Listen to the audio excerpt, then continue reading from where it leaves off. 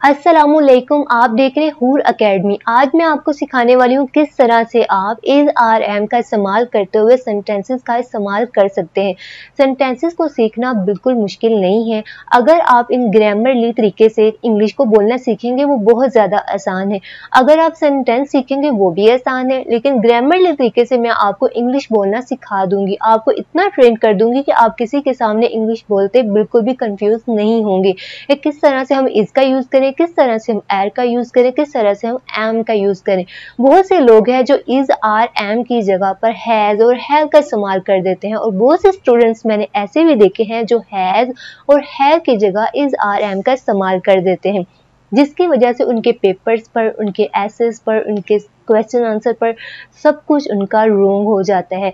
और जो बोलने वाला सुन रहा होता है कि ये हैज हैव की जगह इज आर एम का इस्तेमाल कर रहा है और इज आर एम की जगह वो हैज हैव का इस्तेमाल कर रहा है, यही आपकी कंफ्यूजन को आपके इस लेक्चर में बिल्कुल आसानी के साथ मैं दूर करने वाली हूँ।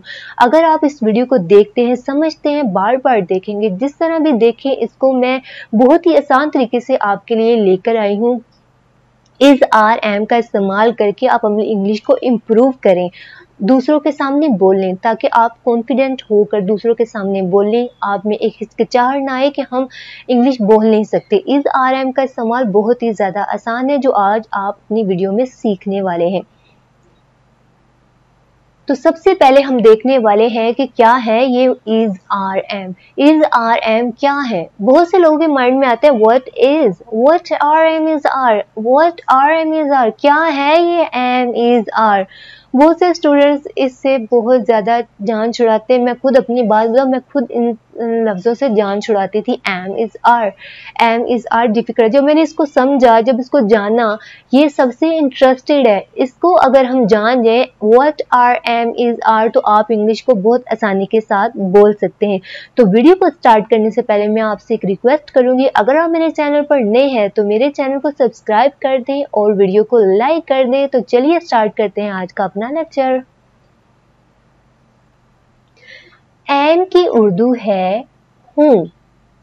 अब आप सोच रहे होंगे मैं इस तरह से क्यों कर कह रही हूँ एम की उर्दू है हूँ, क्योंकि एम को जब भी लिखा जाएगा तो आप समझ जाइएगा ये हूँ की जगह इस्तेमाल किया जा रहा है। जब कोई इंसान, जब कोई आपके सामने वाला पर्सन हूँ का इस्तेमाल कर रहा है तो आप उसको इंग्लिश में फौरन माइंड में लेके आए। इंग्लिश में इसको कहा जाता है एम। तो आपके लिए इंग्लिश बोलना बिल्कुल भी मुश्किल नहीं है। अगर आप इंग्लिश बोलना चाहते हैं, जब कोई आपसे बात कर रहा है, आपसे वो उर्दू में बात कर रहा है, तो आप उसको इंग्लिश में ट्रांसलेट करें अपने माइंड में, ताकि आपको इंग्लिश बोलना आपके लिए आसान हो जाए। इसका मतलब होता है। तो समझ जाइएगा, जहाँ है का इस्तेमाल किया गया, इसका मतलब उसने वहां इज का इस्तेमाल करना है। जहाँ है का इस्तेमाल किया जाएगा वहां समझ जाइएगा वहां आर का इस्तेमाल किया जा रहा है। अगर आप इंग्लिश पढ़ रहे हैं, वहां पर आर यूज किया गया, तो समझिएगा वहां है का इस्तेमाल हुआ है, यानी कि बहुत सारे हैं। इज, अगर जहां पर इस का इस्तेमाल किया गया है वहां समझिएगा है का इस्तेमाल है, वहां सिंगुलर का इस्तेमाल किया गया, वाहद का इस्तेमाल किया गया है। अगर एम का इस्तेमाल हो रहा है वहां समझिएगा आई का यूज किया गया है हूँ, यानी कि सिर्फ अपनी जात की बात की जा रही है, राइट। तो ये समझ, अगर आप ये हूँ है समझ जाएंगे तो आपके लिए एम इज आर समझना बिल्कुल भी मुश्किल नहीं है। सबसे पहले आपने जानना है एम का मतलब होता है हूँ, इसका मतलब होता है, आर का मतलब होता है। अगर आप उर्दू को पढ़ रहे हैं तो आपने सोचना है आया तो इंग्लिश में इसको बोला जाता है आर।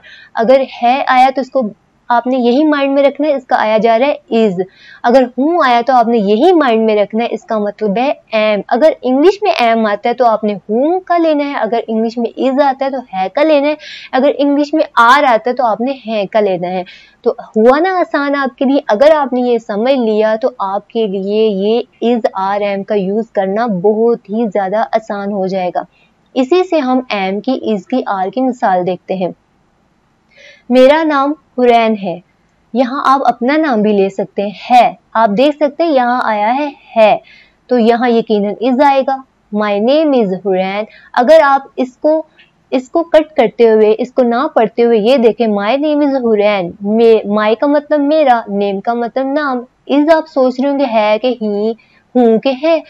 जैसा कि मैंने आपको बताया, इसका मतलब होता है हुरैन। तो आपने सारा कर लिया। मेरा नाम हुरैन है, तो इसका मतलब यहाँ है आया है।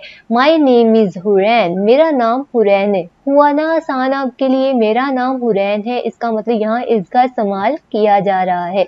आई एम 22, आई एम यानी कि 22, मैं 22 साल की हूँ। एम का मतलब मैंने आपको बताया था हूँ होता है, मैं 22 साल की हूँ।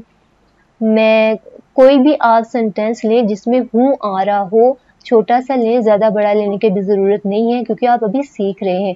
आई एम 22, मैं 22 साल की हूँ। हूँ आया है तो यानी कि यहाँ एम का ही इस्तेमाल किया गया है। मेरे पसंदीदा खेल फुटबॉल और तैराकी जमा की बात की जा रही है, यानी कि यहाँ जमा की बात की जा रही है। My favourite sports are football and swimming, यानी कि मेरा पसंदीदा खेल फुटबॉल और स्विमिंग है। आर है तो है तो आर। ये आपके लिए आसान हुआ होगा। उम्मीद करती हूँ आपको ये समझ आ गया है एम इज आर का मतलब क्या है, और जब इसको उर्दू में लिया जाएगा तो इसका मतलब है इंग्लिश में ये आ रहा है। तो ये इतनी आपको समझ आ चुकी होगी। इसी तरह से मैंने एम की कुछ मिसालें ली हैं। जैसे मैंने आपको पीछे बताया था एम का मतलब होता है हूँ। आई एम अ स्टूडेंट, मैं एक तालिब इल्म हूँ। सॉरी, यहाँ पे तालिब आना था तो मैं यहाँ पे गलत से बालिब लिख चुकी हूँ। मैं एक तालिब इल्म हूँ। आई एम अ स्टूडेंट हूँ, यानी कि I am a student. I am not married, मैं शादीशुदा नहीं हूँ। मैं शादीशुदा नहीं हूँ। आई एम नॉट मैरिड, मैं शादीशुदा नहीं हूँ। आप नेगेटिव तरीके से भी देख सकते हैं, यहाँ हूँ आया है और नोट का इस्तेमाल कर दिया गया है। मुझे आर्ट में दिलचस्प I am interested in art, मैं आर्ट में दिलचस्प हूँ। हूँ आना था, आई एम सॉरी टू से, यहाँ पर दिलचस्प आना, मैंने दिलचस्पी लिख दिया, है नहीं आना था, हूँ आना था। I am interested in art, interested, आप यहाँ देख रहे होंगे यहाँ पे ई डी का इस्तेमाल किया गया है। एम के साथ हम ई डी का भी इस्तेमाल कर सकते हैं, यानी कि मुझे आर्ट में दिलचस्पी है, यानी कि दिलचस्प हूँ। I am interested in art, I am interested in watching TV, I am interested in reading books. बहुत सारे आप इस तरह के वर्ड्स का इस्तेमाल कर सकते हैं। इसी तरह से आगे हम देखते हैं। इसी तरह से हमने आगे जो मैंने आपके लिए बनाया है, एम को हम किस तरह, आई एम को हम जब एक कंसाइज करके लिखेंगे तो कुछ इस तरह से लिखेंगे एम, ठीक है। ही शी इट के साथ इसका इस्तेमाल होता है, यानी कि मैंने आपको बताया था वाहद के साथ इस्तेमाल होता है। मैं आपको ये नहीं कहूंगी वाहद के साथ इस्तेमाल होता है। जब आप देख लें ही शी इट यानी कि ये है के जुमले में आते हैं तो इसका मतलब ये वाहद है। वाहद के साथ हमेशा इज लगता है, ये बात आप हमेशा याद रखिएगा। तो इसको कंसाइसली पढ़ेंगे हीज शीज इट्स, यानी कि इट इज भी बोल सकते हैं, शी इज भी कह सकते हैं, ही इज भी कह सकते हैं, हीज भी कह सकते हैं, शीज भी कह सकते हैं, इट्स भी कह सकते हैं, इट्स भी कह सकते हैं। ओके, वी यू दे के साथ आर का इस्तेमाल करते हैं, वी आर भी कह सकते हैं, यू आर भी कह सकते हैं, दे आर भी कह सकते हैं, वेयर योर देयर, इस तरह से हम प्रोनाउंस कर सकते हैं। आई एम नॉट, हम इसको नेगेटिव लेंगे तो इस तरह लेंगे आई एम नॉट, और इसको आई एम नॉट भी पढ़ सकते हैं, जिस तरह मैंने यहाँ बताया था आई एम पढ़ सकते हैं, इसके आगे नोट भी लगा सकते हैं कि यानी कि मैं नहीं हूँ। I am not, he she is not, यानी कि इसको हम शॉर्ट फॉर्म में इस तरह लिखेंगे, she is not, he is not, it's not.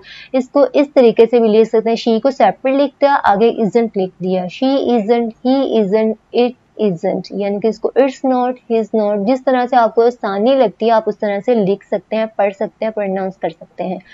इसी तरह से वी यू दे के साथ आर नॉट का इस्तेमाल होता है, we're not, you're not, they're not। इसी तरह we are, you aren't and they aren't। ये जस्ट आपके लिए एक स्ट्रक्चर बनाया था, आप इसको समझ सके। नेक्स्ट देखते हैं क्या है। अच्छा जी, कुछ मिसालें ली गई। I am cold, can you close the window please, मुझे सर्दी लग रही है या मैं ठंडा हो रहा हूँ। Can you close the window please, क्या आप दरवाजा बंद कर सकते हैं। आप देख सकते हैं यहाँ एम का इस्तेमाल हुआ है, मुझे सर्दी लग रही है। आई एम 32 years old, मैं 22 साल की हूँ। माई सिस्टर इज 29, यहाँ पे इसका इस्तेमाल है, यानी कि मेरी जो बहन है वो 29 साल की है। माई ब्रदर इज वेरी टाल, मेरा भाई बहुत छोटा है। ही इज अ पुलिसमैन, यहाँ पे उन्होंने कट्ठा लिखा है, यानी कि ही इज, यानी कि इसको कट्ठा पढ़ेंगे, ही इज अ पुलिसमैन, वो एक पुलिसमैन है।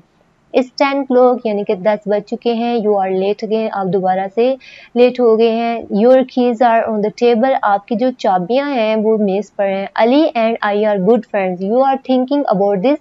आर क्यों आया है, एम क्यों नहीं आया? आई के साथ तो एम लगता है, यहाँ पर आर यूज, आर इसी लगे, अली एंड आई बोथ यानी कि दो अंदर वर्ड्स का इस्तेमाल किया गया है, सब्जेक्ट का इस्तेमाल किया गया। Ali and I are good friends, Ali और मैं अच्छे दोस्त हैं। आर आएगा, आई एम नहीं आएगा। ओके, नेक्स्ट देखते हैं क्या है आगे है जी। आई एम टायर्ड, मैं थक चुका हूँ, but I am not hungry, लेकिन मैं भूखा नहीं हूँ। यहाँ पर उन्होंने पॉजिटिव भी लिखा है और नेगेटिव भी लिखा है। आई एम टायर्ड, मैं थक चुका हूँ, but I am not hungry, लेकिन मैं भूखा नहीं हूँ। Ali isn't interested in politics, Ali सियासत में दिलचस्प नहीं है। He is interested in music, वो म्यूजिक में इंटरेस्टेड है। इसमें आपने ये देखना है ही इज का इस्तेमाल किया जा रहा है, यानी कि ही इज, इजंट। उन्होंने बस ये जुमले दिखाए हैं कि आप किस तरह से इसको इकट्ठे लिख सकते हैं, प्रोनाउंस कर सकते हैं। It's Sunny today but it isn't warm, आज सूरज वाला दिन है, इट्स नॉट वार्म, लेकिन गर्मी नहीं है। दोज पीपल आर इंग्लिश, वो लोग जो हैं वो अंग्रेज नहीं है। दे आर पाकिस्तानीज, वो पाकिस्तानी हैं। देयर यानी कि देयर, दे आर, आरंट यानी कि are not. Let's watch next, what is this. अच्छा जी, आप आगे देखें डैट्स, डैट्स को हम प्रोनाउंस करते हैं, यानी कि डैट इज को हम प्रोनाउंस कर सकते हैं डैट्स, डैट्स को हम प्रोनाउंस करते हैं डैट इज। आप देयर्स को बोल सकते हैं देयर इज, और देयर इज को बोल सकते हैं देयर्स। हेयर इज का मतलब यानी कि हेयर इज को हम कह सकते हैं हेयर्स, हेयर्स को भी हम कह सकते हैं हेयर्स। अब अक्सर देखते हैं डैट्स लिखा होता है, आप अक्सर सोचते होंगे डैट हैज है या डैट इज है, तो ये आपके लिए कंफर्म हो गया, डैट इज लिखा होता है। देयर हैज है या देयर इज है, तो ये भी आज कंफर्म हो गया। जहाँ देयर्स लिखा होगा वहां समझ जाएगा देयर इज है, जहाँ हेयर्स लिखा होगा वहां समझिएगा हेयर इज। डैट्स आपकी बहुत ज्यादा मेहरबानी। लुक देयर्स अली, वो देखो अली। हेयर्स योर की, ये ले आपकी चाबियां। थैंक यू, शुक्रिया। नेक्स्ट वॉच क्या है? अच्छा जी, इसमें आपके लिए कुछ एक्सरसाइज है, आप इसमें देखेंगे कि write the short form she is, we aren't, ETC. आपने शी इज आरंट यानी कि यहाँ पर क्या इस्तेमाल होने से शॉर्ट फॉर्म में किस तरह लिखेंगे। शी इज का शॉर्ट फॉर्म क्या है, इट इज नॉट का शॉर्ट फॉर्म क्या है, देयर आर का शॉर्ट फॉर्म क्या, यू आर नॉट का। इसी तरह से इसका शॉर्ट फॉर्म क्या है आपने यहाँ पे फिल करना है। आप इसको कमेंट्स में भी लिख सकते हैं, या आप इसकी PDF को डाउनलोड कर लें और आप उसे लिख लें, तो आपके लिए जो आसानी है वो आप करके बता दीजिएगा। मैं आपकी गलती को या आपके लिए जो होगा मैं आपका कमेंट पढ़ूंगी और आपको कमेंट पढ़ के आपको जवाब भी जरूर दूंगी। इसी तरह से मैं आपको एक मिसाल दिखा देती हूँ। शी इज, जैसे शी इज लिखे इसको शॉर्ट फॉर्म में लिखेंगे शी इज। ओके, इसी तरह से आपने बाकी सारी फिल करनी है। इससे अगली एक्सरसाइज देखते हैं वो क्या है जी। यहाँ उन्होंने कहा है put in am is are, यानी कि एम को पुट करें और इस को पुट करें, आर को पुट करें कि ये कहाँ कहाँ इस्तेमाल होने वाला है। मैंने आपको पहले बताया एम का इस्तेमाल वहाँ होता है जहाँ हूँ का इस्तेमाल किया जा रहा है, इसका इस्तेमाल वहाँ होता है जहाँ है का इस्तेमाल किया जाता है, और आर का इस्तेमाल वहाँ होता है जहाँ है का इस्तेमाल होता है। अब आपको इंग्लिश में जब जुमला देख रहे हैं तो आपने देखना है कहाँ आपकी सिंगुलर की बात हो रही है, कहाँ आपकी जमा की बात हो रही है। वेदर जो है ये एक, मैं आपको यहाँ बता देती हूँ, ये वाहद है, तो यहाँ आप जानते हैं का इस्तेमाल ही ऑब्वियसली होगा, तो यहाँ इसका इस्तेमाल किया जाएगा। लुक देयर डैश, यहाँ भी देखिए ये कैरल एक नाम है या कुछ चीज़ है, जो भी है आप इसको सर्च करें, इस यहाँ पे लिखें एम आएगा, इज आएगा या आर आएगा।